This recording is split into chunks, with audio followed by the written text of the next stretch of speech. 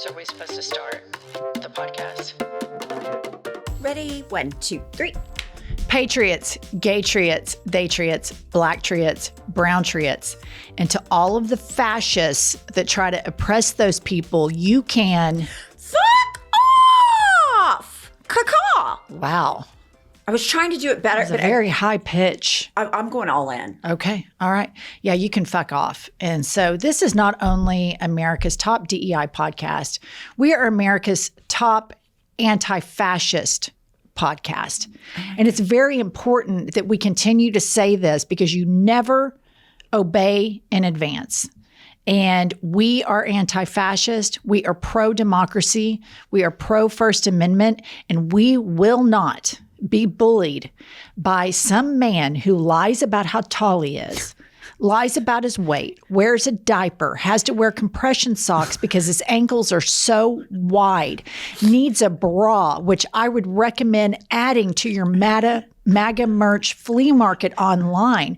MAGA man bra for all the titty babies that are so upset and triggered by comedians that they are flailing and trying to take away all of the fun things about America because they're so miserable. They are so miserable. They want everybody else to be as emotionally stunted and stupid as they are. I mean, I cannot stand these people. You know what I've been thinking about ever since we were talking about it? Donald Trump and his administration, they have everything they want. They have the House, the Senate, the Supreme Court. Congress is completely just letting them do whatever the fuck they want, as is the Supreme Court. And they're still so fucking mad. I mean, they are still so These are broken mad. people. These are emotionally stunted, anti-intellectual people that have not grown or evolved and are scared of facts, comedians. A lot of these people have been religiously damaged and or in the case of Donald Trump, he's not a religious man. He's a malignant narcissist. So we have mental illness combining with people that are suffering from religious trauma from being told from the moment they were born, they're not good people. And masturbating is a sin. And the devil's in your bedroom telling you to do it when you do it. And that's the shit. And people on the coast and people overseas that listen to and watch America's top anti-fascist podcast, you have to understand what's so horrifying for me as an atheist that's lived in a Bible Belt, Bible thumper state forever, is seeing how this is mainstream now. Mm-hmm. It was always a corner of the world that was a flyover state. And I would be like, God, I'm so nice to get out of Oklahoma because I can get away from all these Bible thumpers because they're mean people. Evangelical Christians are mean. They are very, very cruel people. And not to mention it's a Ponzi scheme where the churches take Venmo and have bad architecture, but I digress. I am shocked at the regressive nature that this is now mainstream at the White House and everybody's tongue talking before they go out and do these press conferences. I mean, I'm just like, those were my crazy peers in high school that were like, oh yeah, I got the Holy Spirit and I was tongue talking. I'd be like, that sounds fucking crazy. Much to my surprise, I now see the tongue talkers are at the White House. Yeah, and you know what's just like the thing that sticks out to me, I mean, that really sticks out to me is Trump is not religious. He's never. He is now. But because he wants to get into heaven, but I don't think he really, I think that he's not in his Bible and doing Bible study and going to church. I think he's he's sending out fundraisers, help me go to heaven, donate 15. For me, the fact that he identifies as evangelical now makes more sense to me. That he is identifying as a Bible thumper because there's this whole cover that people give people when they say they're religious. That you even suggesting that Trump's not even religious, that somehow if he were religious, that provides people moral cover. It doesn't. For me, it's a red flag. When I see somebody's Instagram profile and it says, for him, and H is capitalized or it has a cross, I know that person is the biggest nightmare in the comment section and in real life, period. I know that person's personal life is a disaster. I know their interpersonal relationships are as superficial as all get out. I know this is not a big thinker.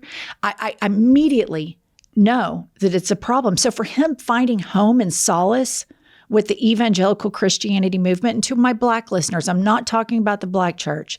Y'all know the one I'm talking about, the church that is an extension from the KKK, the white nationalist Christian churches that remain all over everywhere now, that their number one thing is to grow and to recruit more people. It makes perfect sense that he's found that. But I don't allow people, when they say I'm a deeply religious person, I use that as a red flag, because typically when people are saying that, they're trying to get moral cover for their own personal shortcomings.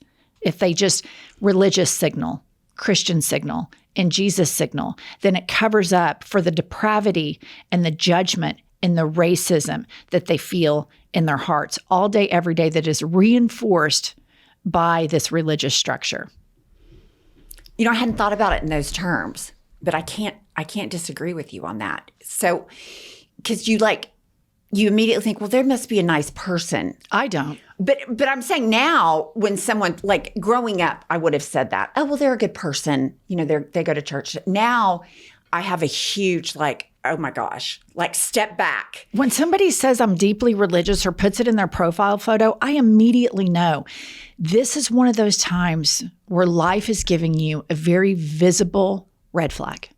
Yeah, especially online. Now, my friends, a couple of my friends that are, I would say, Christian light, that they have no issue with my atheism.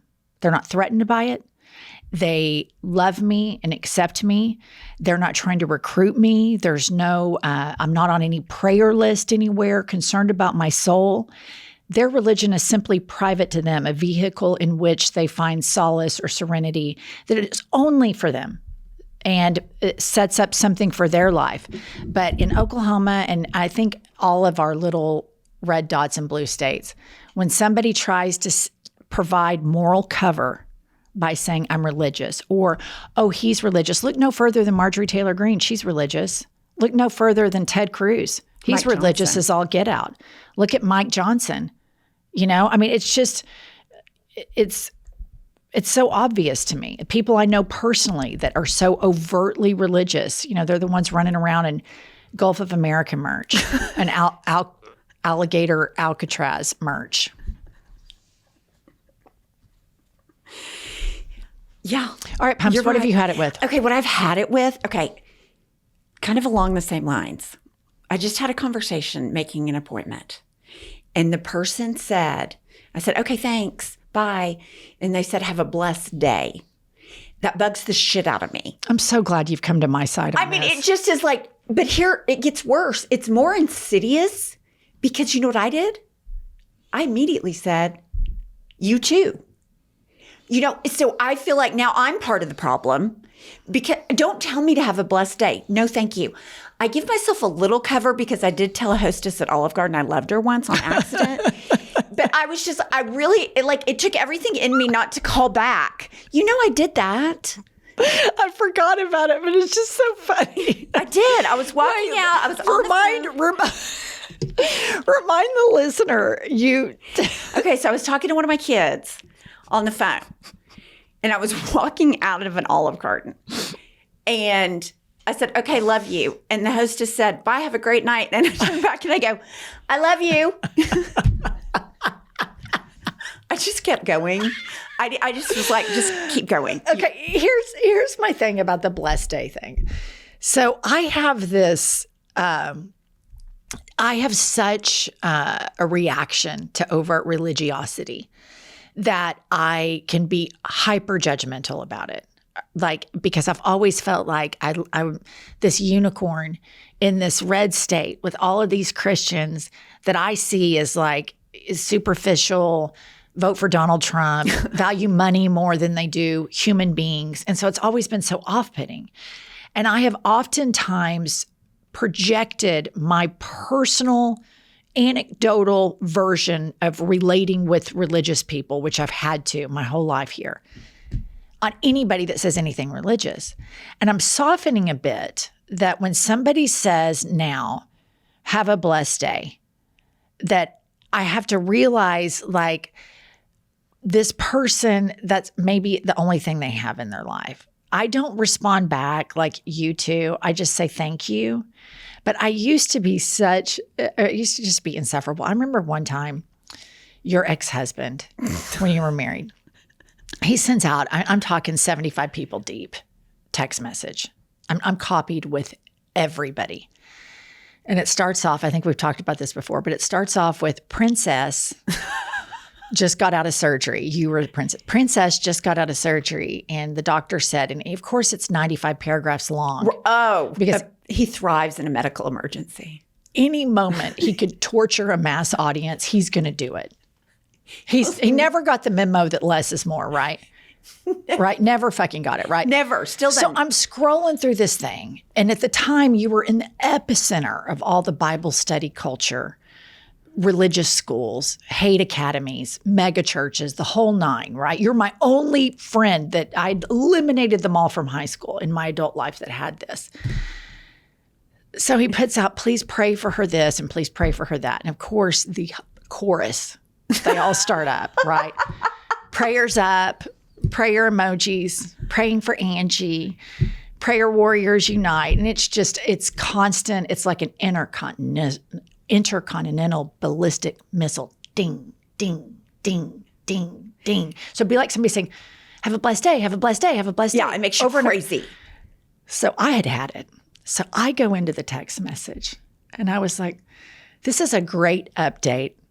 In lieu of a prayer, I'm so grateful for medical science that they were able to study enough that this problem with Angie's back can be remedied via surgery. We can fix it because of science. Yeah. And it was crickets. Did it really stop at that point? Completely stopped. It was total crickets. Total crickets. And so I get it. I've softened up a little bit because there's this guy at the TSA and he says at Oklahoma City Airport, which we're there all the time. And he's a super sweet man. And he says, oh no, I ask him, how are you doing today, sir? And he always says, blessed and highly favored. And he smiles. And I've seen him up there a ton of times. And he's just so happy all the time. I've realized, Jennifer, you've got to quit being such a cunt. All the time. You've just got to give it a moment, a cunt reprieve, if you will. Right? And so I'm trying to be better about this because not all religious people are bad, but when you live around Christian nationalists, it's a cult that now you've been deprogrammed from. So you're at the beginning stages of where I was when I sent the response to the princess text. I think that's where I am. I'm back because I'm like, and this woman's probably the sweetest woman on the planet. I used to be there. I mean, she's probably so nice. She probably goes to the dog shelter 5 times a week and pets dogs. Rocks babies. She probably does all of it. Yeah. But I just envision somebody that is a hypocrite.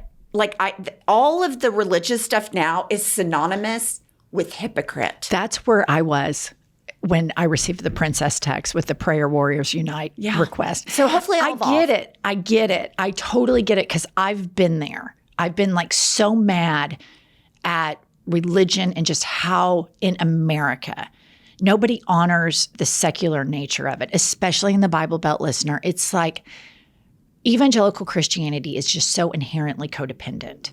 Like all of the things you go to a therapist to sort out about your personal life, minding your own business, fixing what you can for you, doing the right thing because it's the best thing for you, keeping your side of the street clean. Evangelical Christianity is the opposite. Crawl up in that ass. Get up in there. Tell them they're a sinner. Tell them the only way they're going to find freedom. And it's just like this toxic cult. And so, but I've been exactly where you've been. But I'm just going to say, as you evolve in this and you get over the anger at the hypocrisy of it and the streamlined nature of it, I would recommend waking up one morning and look in the mirror and say, I'm going to be a cunt 50% of the day. 50% of the day only. That's it. Limit. Yeah.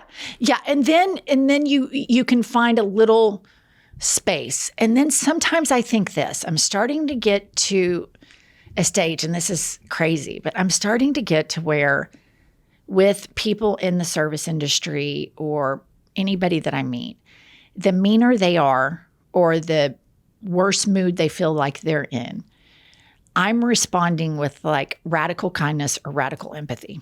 I've been doing that too. Yeah. And you know what? You start to see the frown turn upside down. It works. It does. And I'm like, I really don't want to be a complete cunt to you because you're such a dick. Mm-hmm. So I want to rise above it. Yeah. I'm also over tipping like crazy. I'm over thanking people. I'm just being overly gracious because I want to be the person that they say, I might disagree with her, but she's a really nice person. But she's not a cunt. She's not a cunt all the time. She's only a cunt 50% of the time. Well, to that I have to say, have a blessed day.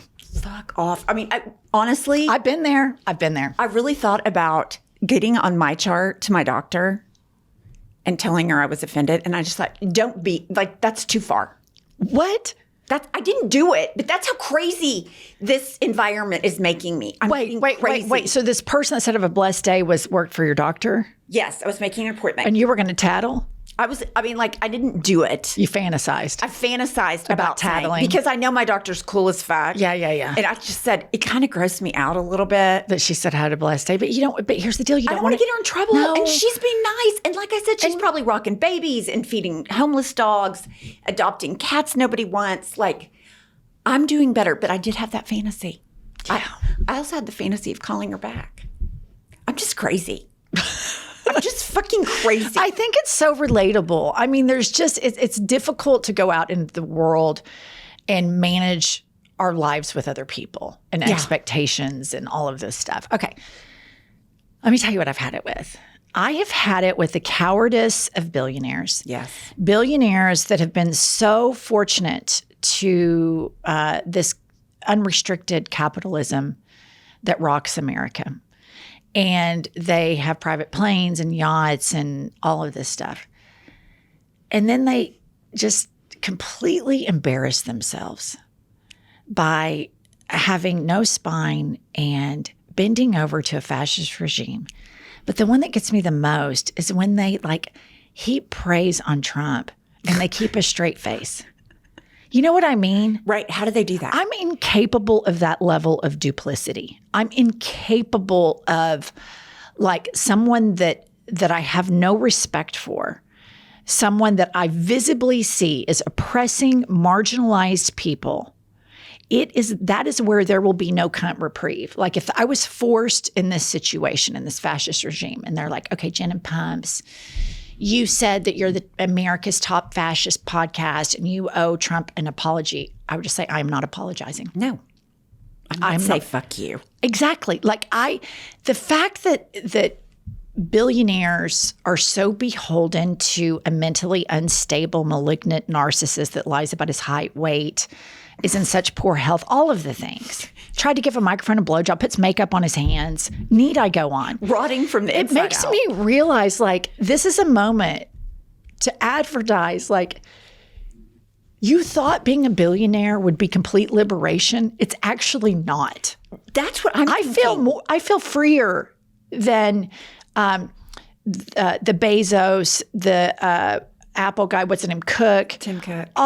Tim Apple, according to Tim. They have to go make trophies and go give it to him and sit there and feign under your leadership. And I'm like, are you smoking crack right now?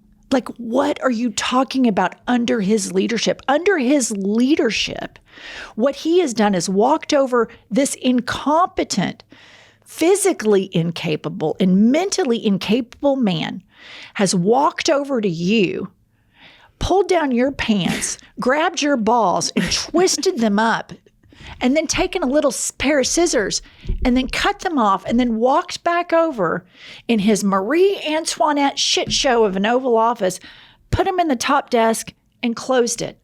Because he has the balls of all of these men, alleged alpha males, in his Oval Office desk. And it is pathetic. It's pathetic. It is. I just can't. I literally cannot believe it. I really can't believe it. Because you think, okay, let's take Tim Cook for an example. You run Apple. Everybody on the fucking planet has an iPhone, a MacBook, and some kind of product by Apple. He would be the perfect person to say, we're out on that. we're just going to keep doing what we're doing. We have enough money. We have enough money. We're going to ride it out for 4 years. We're going to ride it out for 4 years. Like, we're going to do what's best for our company and our consumer. Nope. Yep. It would be so easy. Welcome to I've Had It. I'm Jennifer. I'm Angie. I'm being a cunt today. Seth is filling in for Kylie today. Our lesbian is away at a friend's wedding, as many millennials have to do all the time. There's a lot of celebration of marriages in a country where the divorce rate is 50%. Seth, how are you today? I am blessed and highly favored. Seth is our DEI hire. He is a white heterosexual male. I will say I am lesbian passing, though, so don't turn off the podcast. You kind of are lesbian passing. I agree. All right, Seth, what do you have for us today? So first, I've got a 5-star review. It is from Ro, and it says, "Dearest Mima, Jessica, Carly, and Carly's hinge person. I would like to file a personal complaint against the podcast, as I've had it with the hosts of said podcast infiltrating into my daily life with the usage of their lexicon. Everywhere I go, someone is either grandstanding or yak-mouthing. My meat curtains are shivering, and I have no one to browbeat. But in all honesty, thank you, you wonderful ladies, for giving us this wonderful podcast in these trying times. It is a beacon of light. Love, Ro." Oh, Ro, thank you so much. That is so nice. That's so nice. And it's been a while since I've been reminded of the meat curtains. I like that. Uh-huh. Okay, Seth, who's next? Okay, this one is a 1-star review. 2 angry geriatric dolts blather on for too long about nothing substantive. Avoid at all cost. And it's titled Thoughtless Garbage. What I appreciate about, put that back up, Seth. Her name is Gen Z, Jennzzzee. And what I have to say about Gen Z is what I appreciate about this particular review is 2 angry geriatric dolts blather on for far too long. So what they're admitting there is they went the mile with us. All the way. Like, this is the point where, Gen Z, you have agency. I don't particularly like Fox News. I don't watch it. I've never had to write a hate review on it because I simply do not watch it. Now, I do make fun of the on-air talent. Oh, of course. As much as I can when I see the clips. But there are other shows that come on TV, like the QVC, the Home Shopping Network. Yeah. I'm not into that. I don't watch it and I don't review it. So it's just a very simple fix. Listener, the hot book of the summer. Oops, I have it the wrong way. Take 2. Listener, the hot book of the summer is now the cool book of the fall. It is, in Trump's America, I can tell you with absolute certainty, the best book that has ever been written. And believe me, a lot of people are talking about it. Everybody's talking about it. Everybody's talking about it. It took us 1 day to write it. Because we're on day 1. Because we took a cognitive test and it was book, write, done. All right. Anyway, please buy our book. It's a great way to support us. It is a really fun read for the fall. Curl up with your pumpkin spice lattes and just enjoy living the American dream in dipshit Trump's America.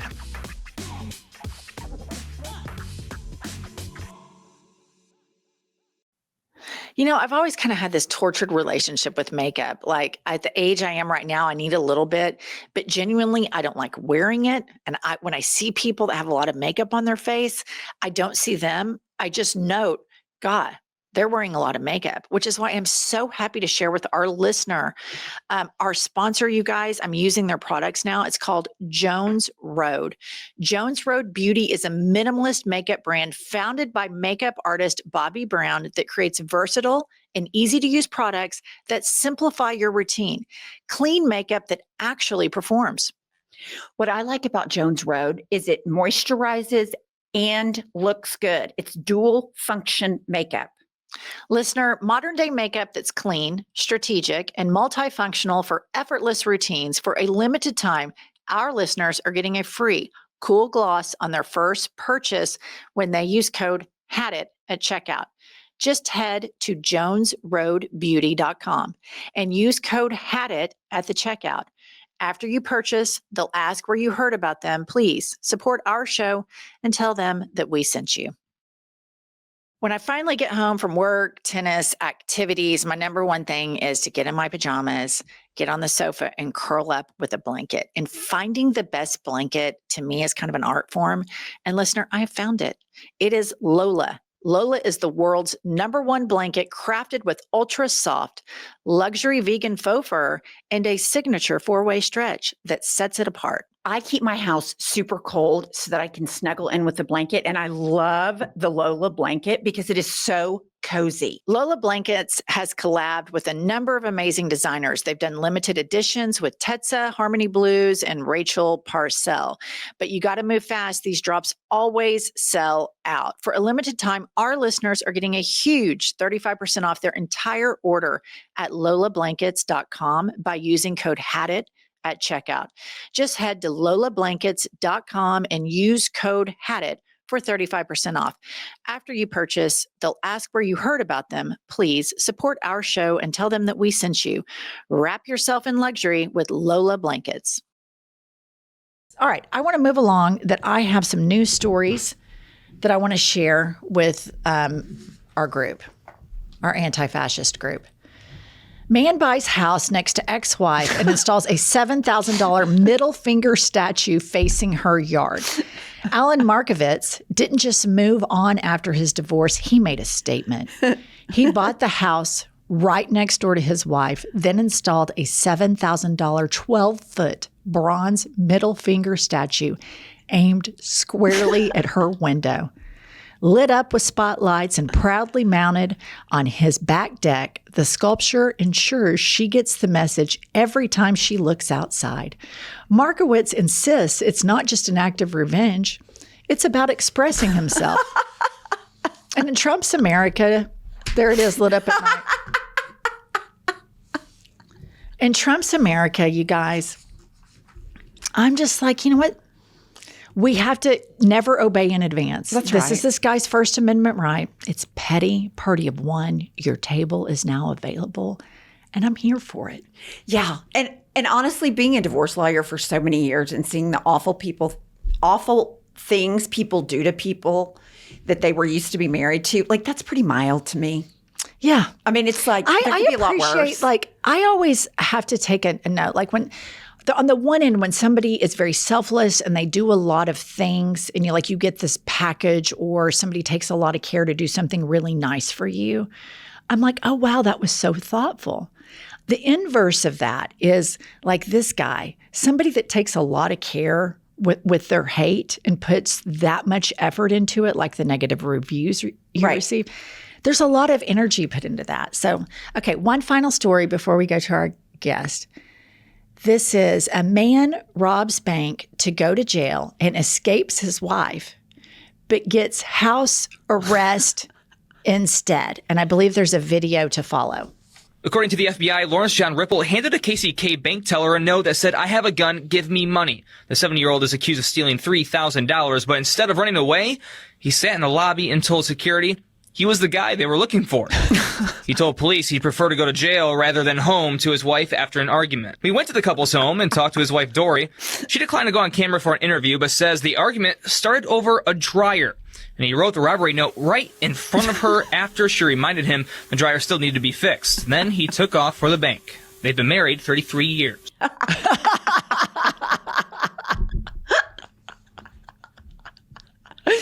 How about that judge? You're going under house arrest, buddy. I'll tell you what, you can't leave. I kind of like that punishment. Yeah, that's pretty good. Okay. Listen, we have a really important guest today, you guys. And I hope that this becomes more and more contagious, because America is now a fascist country. When you see media being coerced by the government to silence people's First Amendment right because somebody gets their feelings hurt over a comedian. Imagine, like, if you are thin-skinned, I would recommend, listener, never get into politics. Right. Don't start a podcast. Yeah. Live a private life. Be a librarian. Yeah. Oh, no. And Trump's America, they're going after librarians. Yeah, right. They're banning the books. Nobody's safe. All right. So We have today our guest. His name is Jeff Duncan. He is a former professional baseball player, which I didn't know that. That's impressive. Entrepreneur and Georgia's lieutenant governor.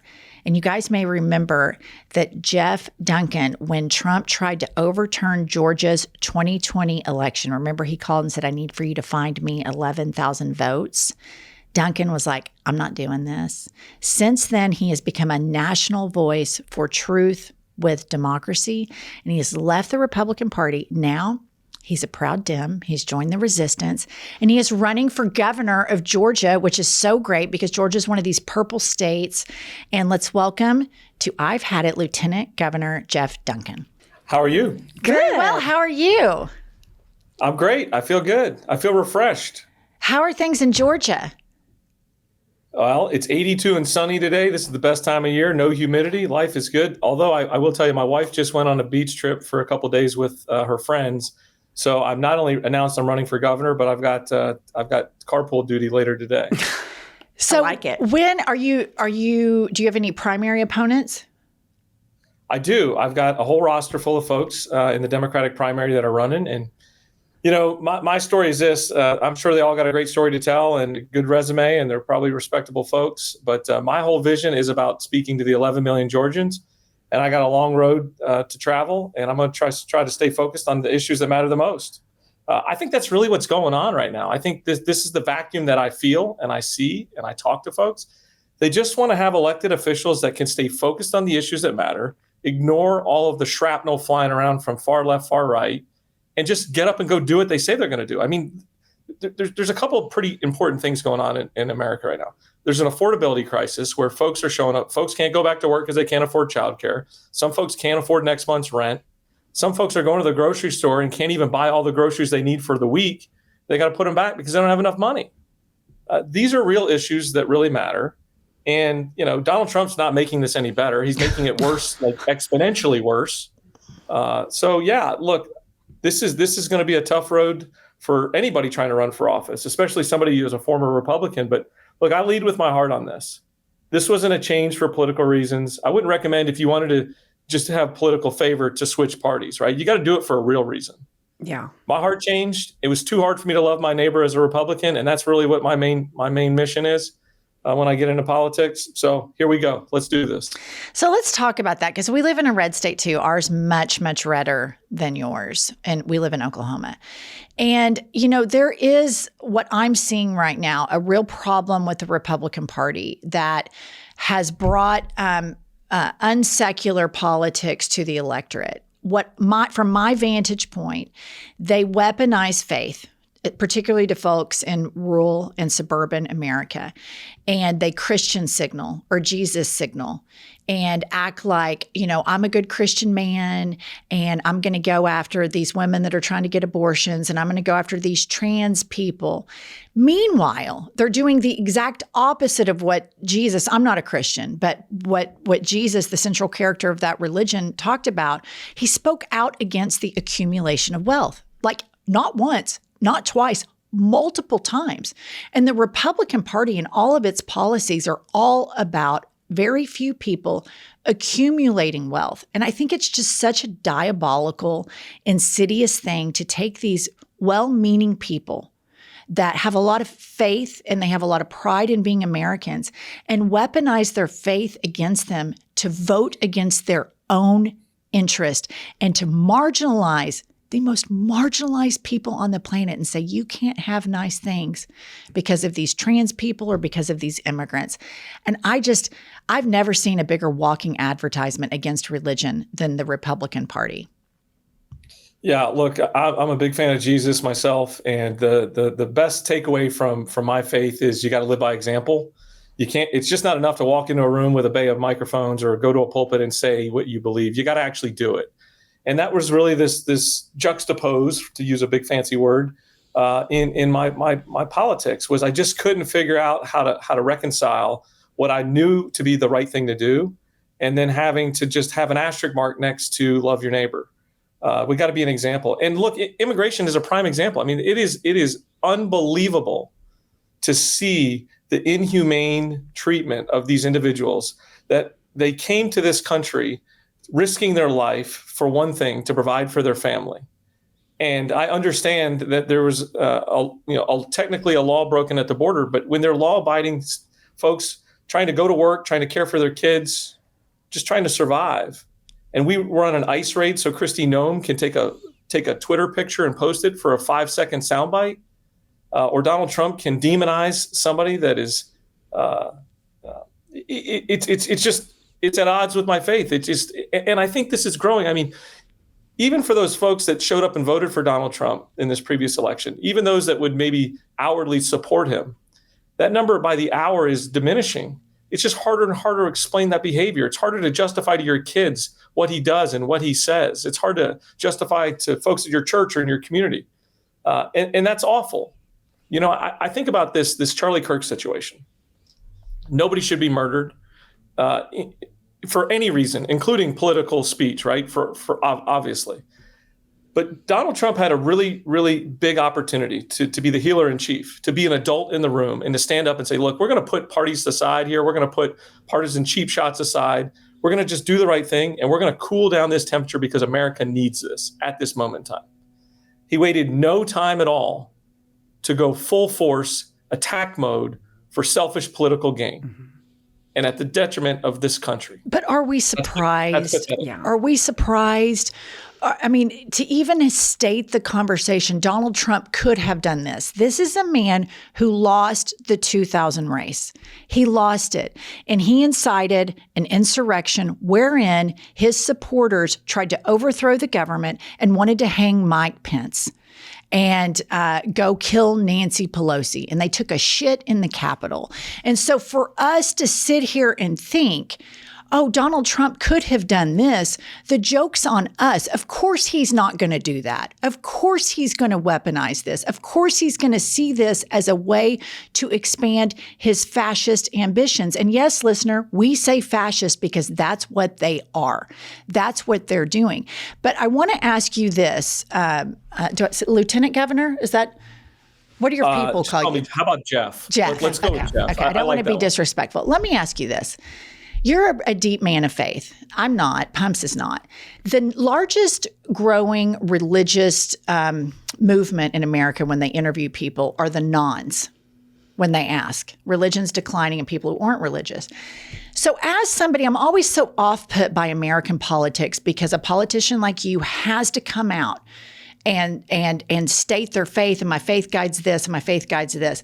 What do you have to say to the millions or hundreds of thousands probably of Georgians that are not of faith, that aren't looking for their leaders to come out and religious signal, that can simply say, I'm doing the right thing because I have to put my head on the pillow at night. We live in a secular nation. I'm all for separation of church and state. Because I feel like there's always this litmus test for politicians to come out and signal, like, I love Jesus. And I don't think it's behooved us. In Europe and other very healthy democracies, it is very looked down upon when they bring up their faith. And I'm genuinely interested in because you're clearly a very religious man. Georgia's in the Bible Belt. I'm in the Bible Belt. But what is your take to the non-believers, the non-believing voters of this?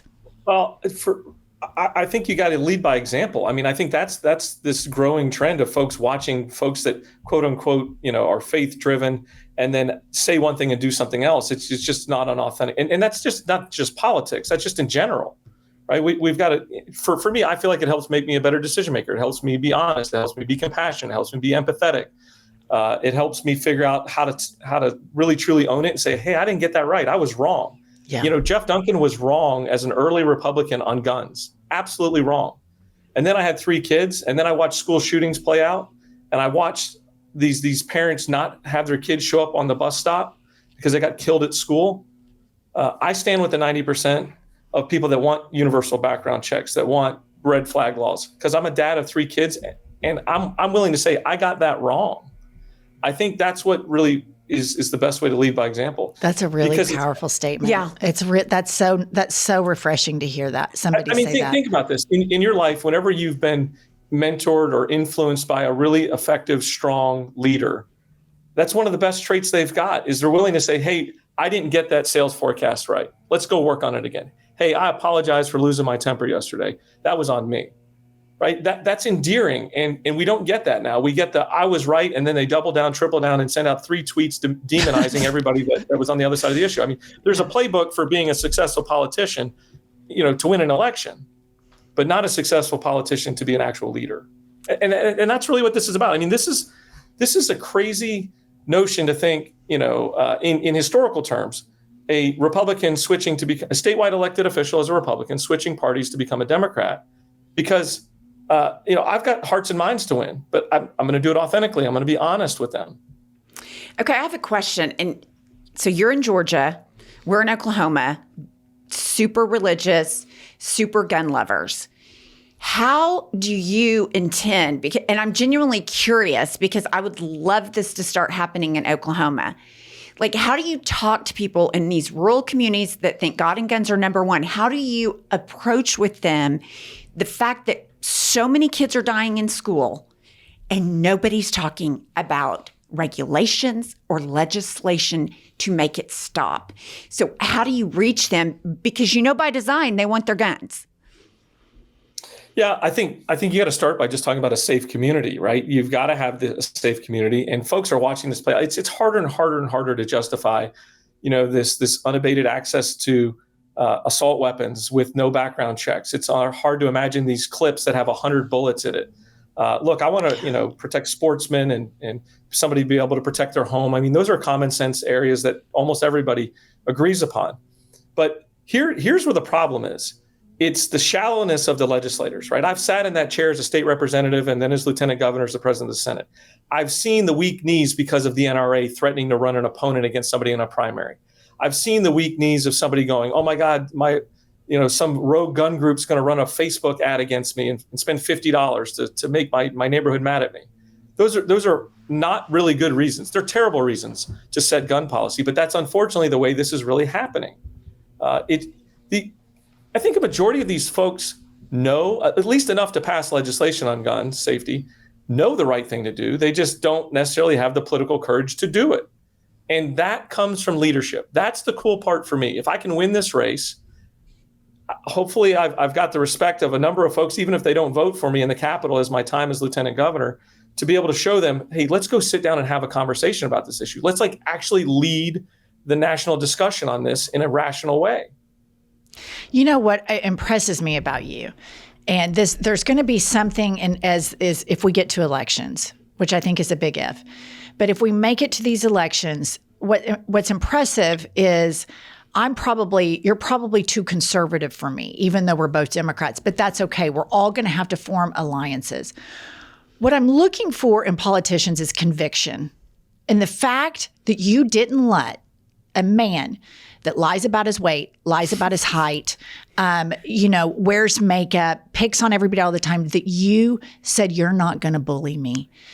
And all of the debris of all of these Republicans, Marco Rubio, Ted Cruz, I could sit here and go on and on and on, how they have folded and allowed Trump to neuter them and has their testicles in the Oval Office in his drawer. It's so jaw-dropping. For me, what I'm looking for is a fighter, and maybe I'm sure that you're probably a little bit not as left as I want, but I feel like to beat fascism, leftists and Democratic liberals, progressive and Democratic centrists are going to have to form huge coalitions like they do in Europe when they form, because there's 6 political parties and 4 of them will unite to defeat fascists. So tell me what that's like, because one of Trump's biggest thing is picking on people like you, and you've been the target and you've had the cult aimed at you. We've had them aimed at us. They've Fox News gets really mad at us and they'll go after us for a day. And the mail you get, the DMs, it's crazy. I don't think people realize. So what is your experience being on that end in a red state and Trump personally naming you and demeaning you? Share with our listeners what that is like, what all of that MAGA love is like when it's directed towards you for having conviction. Yeah, I mean, I can handle it. I've got thick skin. I chose to get into politics. The people I worry about the most are my wife and kids. Yeah. I mean, they take the brunt of it. I mean, the typical trajectory is Donald Trump. I say something on national television that pushes back on the narrative of whatever the issue of the hour is. Donald Trump sends out a tweet, some hate-filled tweet at me. 2 minutes later, my wife's phone rings and it's a death threat. And 2 minutes later, my phone rings and she's crying. People at school won't talk to your kids. Neighbors keep the windows rolled up and won't wave at you anymore. It is what it is. But I will tell you, that's one side of it. But the other side of it is so many folks reaching out saying, you know what? Thank you. Thanks for standing up. Thanks for being courageous. And so if we got to build a new group of friends, that so be it. It is what it is. But this is the right time for this to do it. And you talk about maybe not being as left as what you are. I can't remember the exact way you described it, but here's what we agree. We agree on probably 80+% of the issues. And the other 20%, let's go have a conversation about it. Yeah. Let's go win each other's hearts and minds. And where we'll find out we're probably hell of a lot closer on those issues than we think. And maybe with a little bit of tweak and a little bit of conversation, you can actually get something across the finish line. I saw the value of that as lieutenant governor. As a Republican, I figured out, wait a minute, these Democrats have some really good ideas. So I'd go sit in their caucus meeting and say, feed me some ideas. Tell me some things that you would do to improve this bill or something we can add. And it worked. All of a sudden, they're invested in the bill and we can get something passed. That's the big risk I'm taking, that enough Georgians to vote for me for governor are like, hey, this guy wants to solve problems. He's tired of the partisan divide. He's going to focus the arrows of our state government towards those that need it the most. Yeah, let's give him a shot. That's my hope. Some might say Homes.com is the best home shopping site. Could it be because it has a sleek, spam-free site or the most in-depth school info? Homes.com knows every parent wants the best for their kids, so they're the only ones with school and district details and reviews from multiple sources, including niche. It may be Homes.com's super comprehensive and transparent agent directory, or maybe it's that Homes.com is the only site that always directly connects you with the listing agent who knows the home best. Perhaps it's because Homes.com has the most in-depth neighborhood content of any home shopping site that's extensively researched to highlight the personality of each neighborhood. Homes.com has 22 data visualization layers, 7 environmental layers, and allows you to search by commute and architectural factors. It's the home search you've been searching for. Go to Homes.com today for home shopping the way it should be. Homes.com, we've done your homework. All right, listeners with kitties, if your cat could talk, they would tell you they want a litter upgrade and make their bathroom experience better for both of you. You've got to go with our sponsor, Pretty Litter. Number one, it's soft on their little paws and it stays fresh longer and it's super easy to maintain. And Pretty Litter's crystals are safe for cats and people alike. Pretty Litter ships free right to your front door, so no heavy bags to carry and no last-minute pet store runs. The ultra-absorbent formula uses less material than clay litter, reducing waste and saving money, ideal for apartments, busy lifestyles, or multi-cat households. Listener, right now, save 20% off your first order, and you get this free cat toy at prettylitter.com/hadit. That's prettylitter.com/hadit to save 20% off on your first order and get a free cat toy. prettylitter.com/hadit. Pretty Litter cannot detect every feline health issue or prevent or diagnose diseases. A diagnosis can only come from a licensed veterinarian. Terms and conditions apply. See site for details. Listener, it's that time of year again. It's fall. It's time to put away all the summer stuff and pull out the cashmere sweaters, which are my favorite. And I always like to get a couple of new colors every year. And I can personally endorse and tell you that I wear Quince's 100% Mongolian cashmere, starts from just $50. In this kind of in-between fall time, I'll have on a t-shirt, tie the sweater around my neck. As the sun sets and it gets colder, I put it on. And the greatest thing about Quince, you guys, it's not crazy expensive. It's super affordable. What I like about Quince is it's designer level looks, but at a fraction of the price. My favorite is the wool coat I got from there. By partnering directly with ethical, top-tier factories and cutting out the middleman, Quince cuts out the middleman to deliver luxury quality pieces at half the price of similar brands. It's the kind of wardrobe upgrade that feels smart, stylish, and effortless. Listener, keep it classic and cozy this fall with long-lasting staples from Quince. Go to quince.com/hadit for free shipping on your order and 365-day returns. That's QUINCE.com/hadit to get free shipping and 365-day returns. Quince.com/hadit. We used to laugh about, bipartisan politics and all that. Now it's like that would be a dream come true if people could just talk, because I feel like now we're in a political environment that you have to agree with me at 100%. Or we're going to wish sexual violence on you. That's where we are. And it's like, I just like thinking that at some point in the future, we can have different perspectives that are talking, because I always get better when I hear other people's perspectives on different issues. I just wonder, again, like I worry about the whole rural Georgia thing because I know how bad it is in Oklahoma City. They have 2 Democratic senators. Oh, that's true. Yeah, that's true. But the rural Georgia is different. But here's the thing that I think about you, and I think about that James Tallarico in Texas, and I think about this with Andy Brashear, who's been on this podcast too. He actually came in studio, and America is still a very religious country, and to have credible messengers for you to say, I'm religious and my faith tells me I can't bully people. Andy Brashear in Kentucky, which is red like Oklahoma is red, he refused to throw trans kids under the bus for political gains. And he won 2 terms. And he said his faith instructed him not to bully those kids. And there's a roadmap forward to get to rural Americans through Dems like him and Tallarico and Brashear. They're not going to listen to me. I'm the crazy liberal atheist. I mean, I'm going to have no credibility in rural America, but you guys do. You have a lot of credibility in injecting back into the culture to remind these religious people what the teachings that they learned in Sunday school are really supposed to be about, because the cruelty that is being streamlined right now is so painful to see. And then that's exacerbated by religious communities that are in support of that. And so I think it's a real social, political time combined for politicians like you, Tallarico, Brashear, white Christian men, to remind this white electorate what their faith is supposed to be. Now, and I think it's even one step further than that. What it's supposed to be, but what it's supposed to feel like.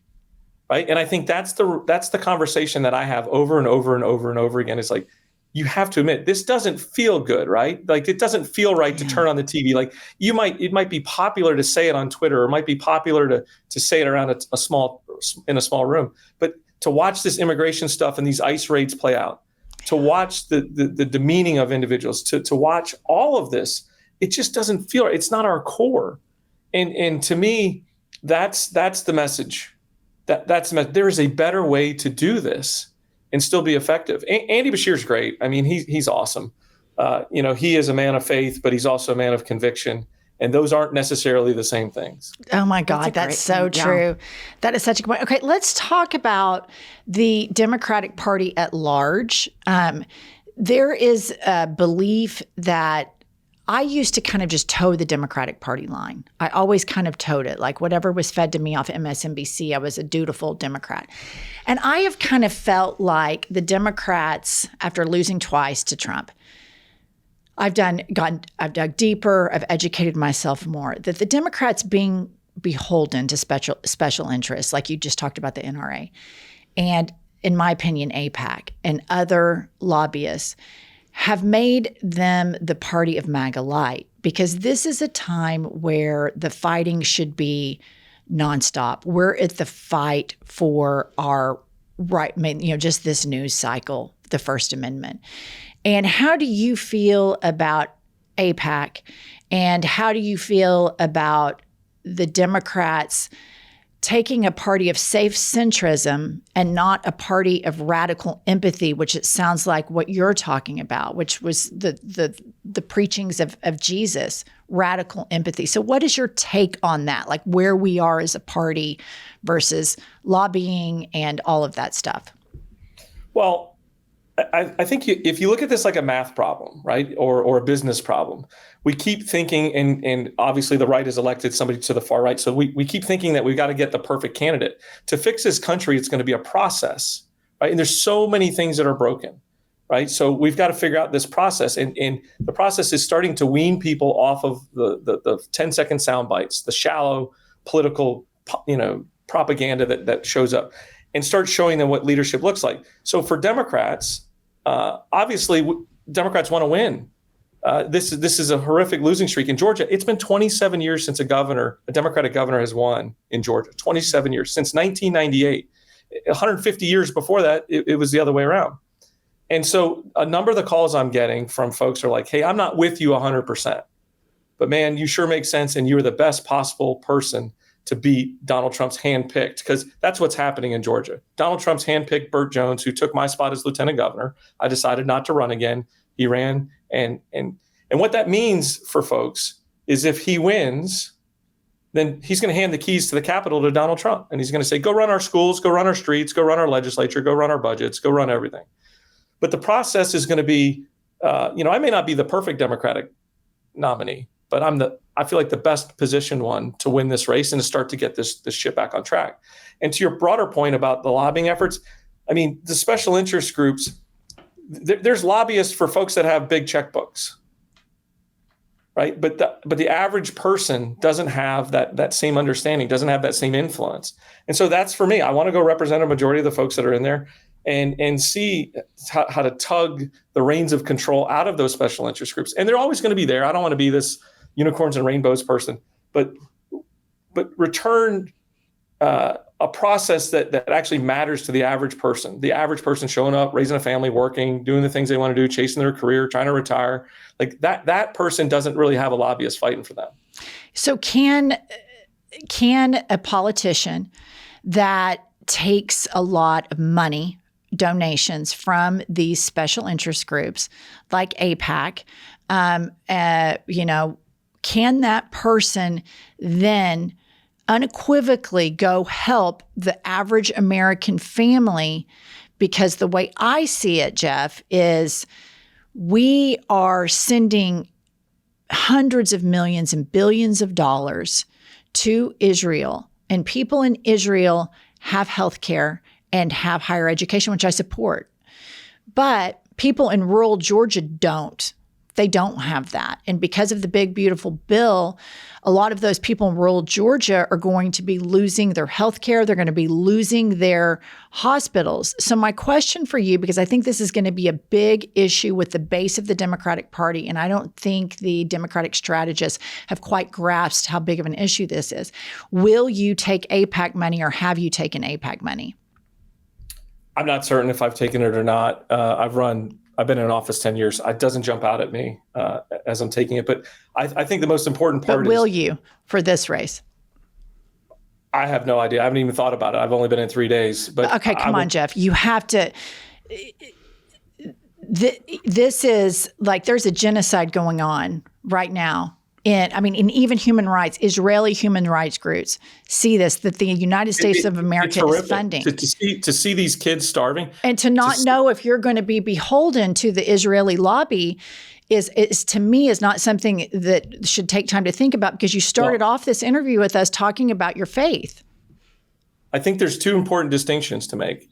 I think there's whatever somebody wants to write a check and send in a contribution, it is what it is. But do you have the spine and tenacity to do the right thing? And I think that's exactly what I've done. That's a track record. I mean, I think that's the separation factor. So will you take AIPAC money in this race?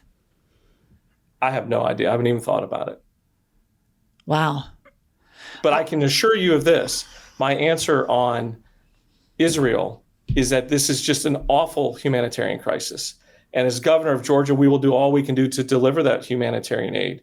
And work with as much, but and also to end the war. I mean, these hostages need to be returned. The war needs to end. But this is the thing that I think we all need to focus our attention on. Donald Trump has made this situation unbelievable. To make a mockery of kids that you can see their bones, you can see their very flesh hugged up against their ribs. And to say he's going to build beachfront condos in Gaza, it's disgusting. And okay, I want to take that moral clarity that you have right there and then ask you again, are you going to take money from AIPAC? Because just there, you talked about, and AIPAC is what helped. They gave Trump over, I think, $200-300 million. Are you going to take money from a group that lobbies to deny that that's happening to those children? I'm not going to give you the shallow answer of saying yes or no, because I have no idea. I've not thought about it, but I will not be beholden to anybody and their check. If somebody wants to write a check to support my campaign, that's their free will to do it. And I will sit there and make the decisions that are best for, I believe, in a wisdom-filled way for me. And as Georgia, that's my exact position. Israel was attacked. It was a horrific day, October 7th. We need to figure out ways to drive those hostages back, and we need to figure out a way to deliver those humanitarian. And people need to if stop. Benjamin Netanyahu would quit bombing Qatar, Doha, where the hostage negotiations were happening, then maybe that would help get a ceasefire. And so I think what we're looking for are politicians that quit lying and that don't cover for Benjamin Netanyahu. And this is a huge party in the base of the Democratic Party. In your urban centers of Atlanta, this is a very big driving force. And you have Marjorie Taylor Greene, who is a nut, who is an anti-Semite, like a real Jew hater, who is using this right now, saying MAGA is Israel first. And when people don't know all of the scope of it, that in rural Georgia, they're going to hear that. Marjorie Taylor Greene said that? Yeah. Okay. Yeah, so she's filling a vacuum right now where, and she has outside her office, Marjorie Taylor Greene, it says no foreign lobbyists allowed here. But Marjorie Taylor Greene cherry picks which human rights she cares about. She cares now about Gaza, because I think my belief is at the core of that is she's an anti-Semite, but she doesn't care about gay people, Black people, human rights, et cetera. So I just think this is a huge issue. And I think if you can have moral clarity to talk about the starvation, the famine, and the genocide, then it's a very easy jump to then just say across the board, you wouldn't believe how popular you'd be, Jeff. You just wouldn't believe how popular you'd be if you said, I am not taking money from AIPAC. The Democratic strategists are misreading this, and I'm just telling you, it is a big thing. And there are some very bad actors that are filling this vacuum and void of Democratic leaders not being very black and white about this. Well, I appreciate your perspective. Obviously, you've got a lot of passion behind your perspective, and I appreciate that. And we'll certainly continue to look at it. But I hope that you do. I think it's important, once again, for me as the next governor of Georgia to stay as laser focused on the issues that affect the 11 million Georgians, but also to look for opportunities to be a good neighbor. And that includes to those folks that are starving with, and the conflict that continues to rage. I know, it's really sad. It is. It's really, really sad. And it's an extra dagger to know that our taxpayer money pays for that we're their partner. We're Israel's partner in that. That's a really devastating reality to face as an American. All right, Jeff, I wish you the best of luck. I hope that you can report back to us sometime soon that you've thought about these AIPAC donations and that you will not accept them and partner with them in this, because I think that you will have so much more credibility, and already arriving at this podcast with so much credibility and standing up to Trump. And I hope that podcasting is a way that we can all make each other think and make each other better and help provide more moral clarity in a place where these fascists are making it very fuzzy. And I just so appreciate your time, and I wish you the best of luck of Georgia. I really like Atlanta. Well, thanks for that. And anybody wants to check us out, duncanforgeorgia.com. Would love to have them take a visit. All right, thank you. Thank you. Mm-hmm. Bye-bye. How uncomfortable did I make you? Surprisingly, I was kind of all in. You know what? Here's the deal. If we're going to do this, let's just, he's running for governor. This is a huge issue with the base. I wish that people would have more rigorously, done this with our politicians and called him out more directly. I mean, I think I'm teeing him up for what's about to happen to him if he wins the primary. This is what's going to happen with your base. And Marjorie Taylor Greene can either fill this void or you can fill it. Right. But somebody's going to fill it. Somebody's going to fill it because Yeah. what is it? 7%, 9% of the base is all for continuing to fund Israel. Yeah, it's not popular with the Democratic Party. And, here's the thing, too. It's not going to be popular with rural Americans. Rural Georgians in particular, they don't know where Israel, Gaza, Palestine is on a map. It's not a part of the American educational system to worry about that. You have geography in, 5th or 6th grade, and then bing, that's it. And so when you have bad actors like Marjorie Taylor Greene that go in and say, this candidate is Israel first, they have health care, and they're killing babies, and he's a fake Christian, then they're leaving themselves vulnerable the same way centrist Democrats always have, by not having complete, total moral clarity. And he needs to be ready. So I hope for him, since he stood up to Trump, switched parties. Yeah. This is a man that is not afraid. As he said in his own words, when I'm wrong, I will say it. And so I hope that this percolates and he thinks about this, and I hope he circles back and says he's not going to take AIPAC money. Comes back.